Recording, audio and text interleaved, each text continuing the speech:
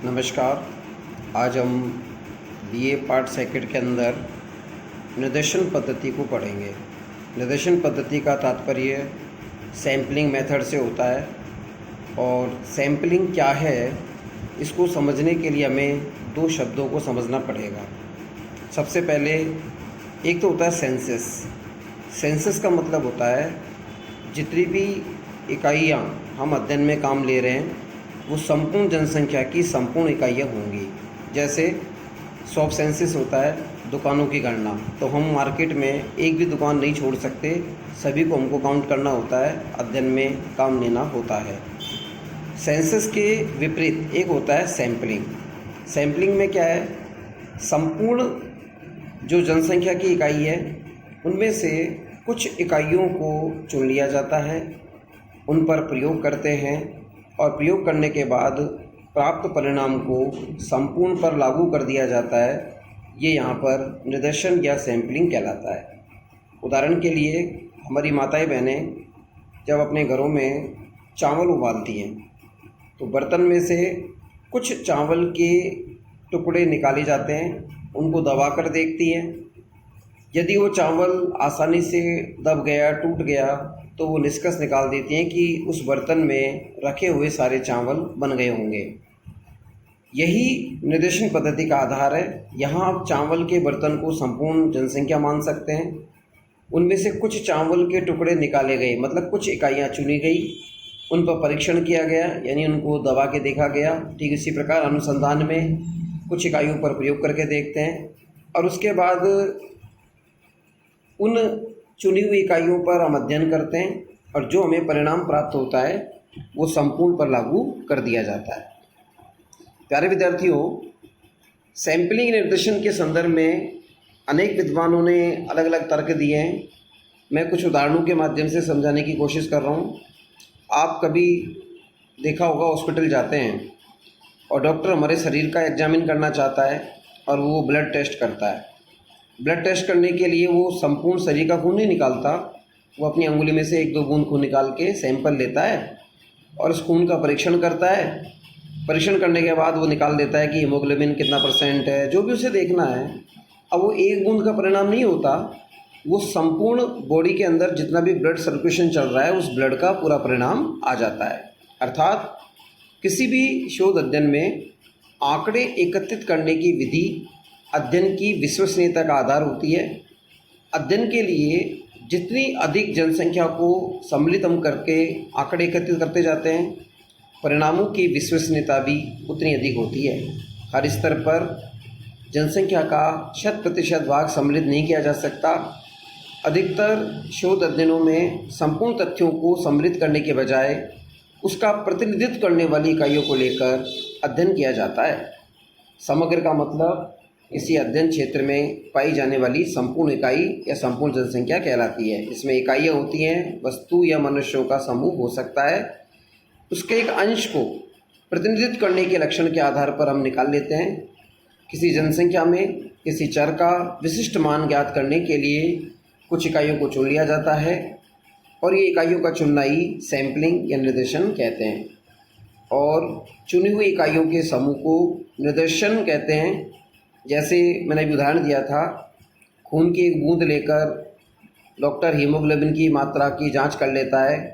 कक्षा में अध्यापक छात्रों से कुछ सवाल पूछकर पूरी क्लास के बौद्धिक स्तर का अनुमान लगा लेता है। तो सैम्पलिंग में एक तरीके से सैंपल के आधार पर अध्ययन करना होगा। आप इसे दूसरे उदाहरण से समझ सकते हैं। मान लीजिए आप मंडी में गए और आपको गेहूँ खरीदना है। आपने दुकानदार से मोल भाव किया।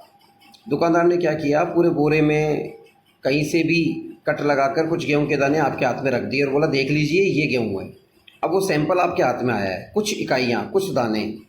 आपने उन दानों को अलट पलट के हाथ में देखा, आपको लगा कि तो क्वालिटी वाइज बढ़िया है, तो आप संपूर्ण उस बोरे का परिणाम निकाल देते हैं कि सारे बोरे के गेहूँ अच्छे होंगे। ठीक इसी प्रकार हमें कोई अध्ययन करना है, उन इकाइयों को संपूर्ण का अध्ययन हम कर ही नहीं पाएंगे। अगर संपूर्ण का करना होगा तो फिर वो सेंसस कहलाएगा। कुछ इकाई हमने चुन ली, उनका अध्ययन किया और जो परिणाम होता है वो संपूर्ण पर हम लागू कर देते हैं। इसको सैम्पलिंग इंक्वायरी या प्रतिदर्श अनुसंधान भी कह सकते हैं। कैलाशनाथ नागर की एक बुक है सांख्यिकी के मूल तत्व, उसके अंदर इन्होंने इसको परिभाषित किया है। उनका तर्क है कि प्रतिदर्श अनुसंधान उस अनुसंधान को कहते हैं जिसके अनुसार समग्र में से किसी आधार पर कुछ प्रतिनिधि इकाइयों को चुन ली जाती है। उन चुनी हुई इकाइयों के गहन अध्ययन से निष्कर्ष निकाले जाते हैं। समग्र में छाटी हुई इकाइयों को प्रतिनिधि समंग या रिप्रेजेंटेटिव डेटा या प्रतिदर्श कहते हैं। वास्तव में प्रतिदर्श समग्र की इकाइयों का वह अंश है जो संपूर्ण समग्र के अध्ययन हेतु चुना जाता है। यदि किसी कॉलेज के 4000 विद्यार्थियों में से 400 विद्यार्थी छांट लिए जाएँ और उनके मासिक व्यय का अध्ययन किया जाए तो यह प्रतिदर्श अनुसंधान होगा। यानी आप हर बच्चे का अध्ययन नहीं करके सैंपल के रूप में कुछ बच्चों का अध्ययन करके पूरी कॉलेज के अनुमान को लगा सकते हैं। 400 विद्यार्थियों के मासिक व्यय के सैंपल के आधार पर आप 4000 विद्यार्थियों की व्यय करने की रीति, उनके सामाजिक संबंधों की प्रवृत्ति आदि आप देख सकते हैं। वर्तमान समय में जो सैम्पलिंग मेथड है ये सांख्यिकी अनुसंधान की महत्वपूर्ण लोकप्रिय रीति है। अधिकांश क्षेत्रों में इस पद्धति का प्रयोग किया जाता है। यहाँ तक कि अपने दैनिक जीवन में हम किसी वस्तु को खरीदने से पहले थोड़ा सा नमूना देखकर पूरी मात्रा की किस्म का सही से अनुमान लगा लेते हैं। जैसे गेहूँ खरीदते समय घी को देसी घी को जब हम खरीदते हैं तो थोड़ा सा उंगली पे लगा के नाक पे लेके सूंघ के देखते हैं सैंपल। दाल, कपड़ा, ये सब नमूना देखकर हम उस किस्म की जांच कर लेते हैं।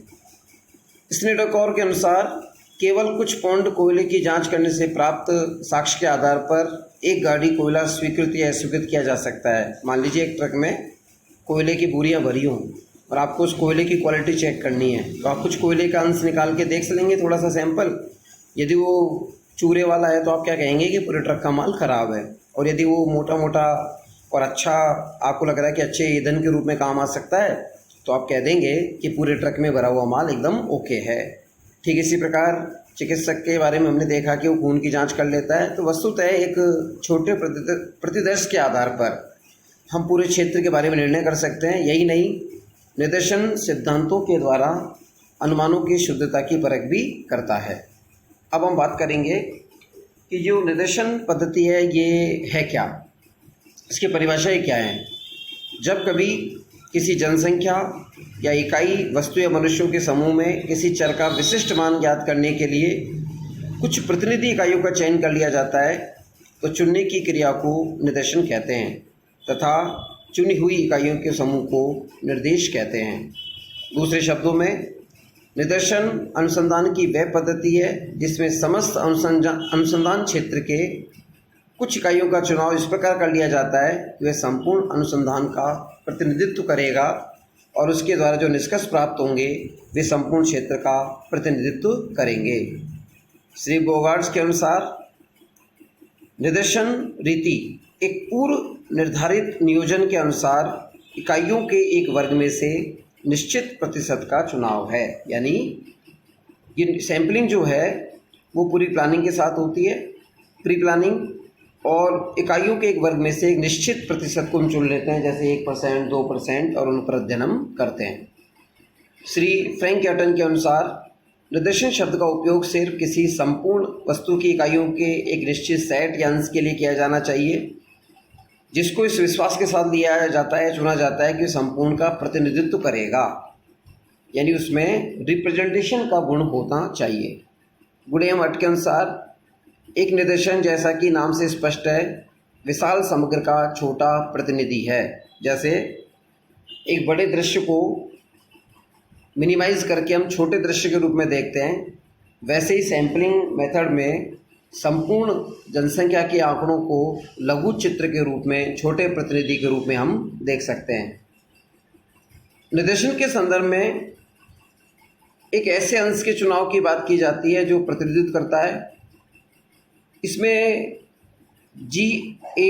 जॉन एक विद्वान है, उन्होंने कहा कि समग्र से चुनी हुई व्यक्तियों को किसी समूह में व्यक्ति सम्मिलित होते हैं और उस समग्र के गुणों का उसमें प्रयोग होता है, निर्देशन कहा जाता है।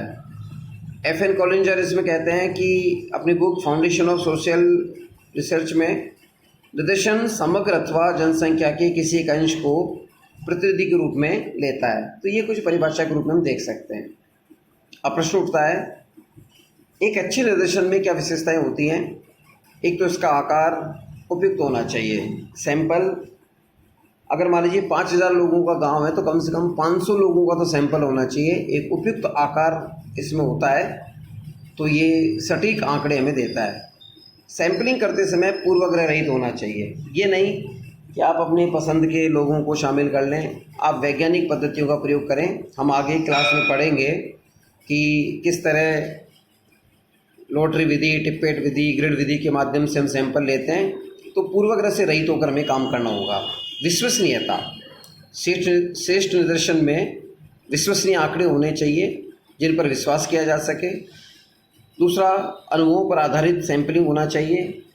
एक व्यक्ति अनुसंधानकर्ता का अनुभव इसमें जुड़ता है।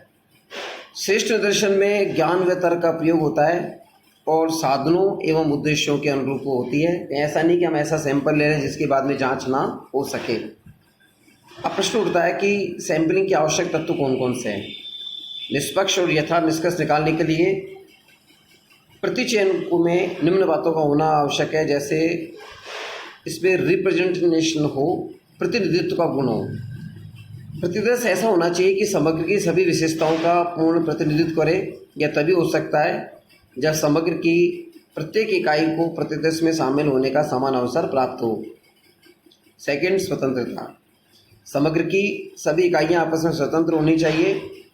किसी इकाई या पद का प्रतिदर्श में शामिल होना समग्र की किसी अन्य इकाई के सम्मिलित होने की निर्भर नहीं होना चाहिए। मतलब वो इंडिपेंडेंट, बिल्कुल स्वतंत्र रूप से शामिल करने की उसमें क्षमता हो। सजातीयता, मतलब सब में एक जैसा गुण। यदि एक ही समग्र में 2 या 2 से अधिक प्रतिदर्श छट जाएंगे तो परस्पर सजातीयता उनके अंदर होनी चाहिए, समान गुण होने चाहिए। उससे होने वाले विचरण निर्धारित सीमाओं में होते हैं।